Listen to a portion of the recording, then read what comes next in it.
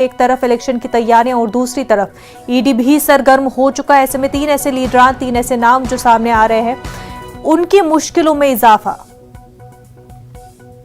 हाँ देखिए, बहुत अहम सवाल भी है ये मुनज़्ज़ा, और ये पेशरफ्त कोई नई नहीं है। जिस अंदाज से इन मज़कूरा नामों के हवाले से, चाहे वो मुख्तार अंसारी हों, अतीक हों या दूसरे लीडर हों, उनके हवाले से कहा गया है, जाहिर है कि इनके ऊपर जो इल्ज़ामात हैं वो बड़े इल्ज़ामात हैं, और करोड़ों रुपए की जो प्रॉपर्टी है पहले ही जब्त की जा चुकी है, जिसके लिए अदालती कार्रवाई भी चल रही है, साथ साथ नजरअंदाजी कर रहे हैं।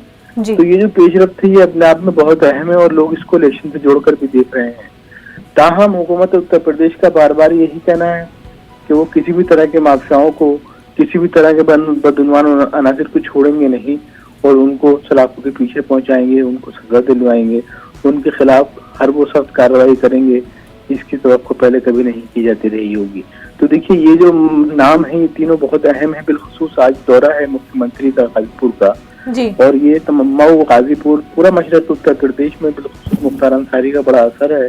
लेकिन जाहिर है कि ये पूरी कार्रवाई जो है कहीं ना कहीं माफियाओं के खिलाफ है, लेकिन लोगों का मानना यह है, सियासी मुबस्सरीन और कई सीनियर सहाफ़ियों का मानना यह है कि ये सियासी इंतकामी कार्रवाई भी है।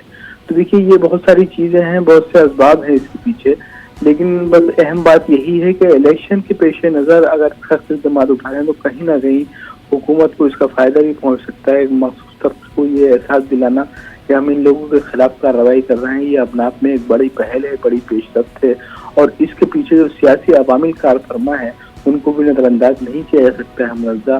ताहम अब देखना यही है कि क्या कुछ सूरत हाल बनती है, किस अंदाज से ये सफर आगे बढ़ता है। लेकिन फिल वक्त तो यही है कि ये तीनों मज़कूरा नाम और उनके साथ बहुत से ऐसे नाम हैं जो वाकई इन कार्रवाइयों की जद में हैं, और जिनका मुस्तकबिल जो है सियासी मुस्तकबिल तारीख नजर आता है मुनज़्ज़ा। बिल्कुल तारिक महमूद, बेहद शुक्रिया आपका।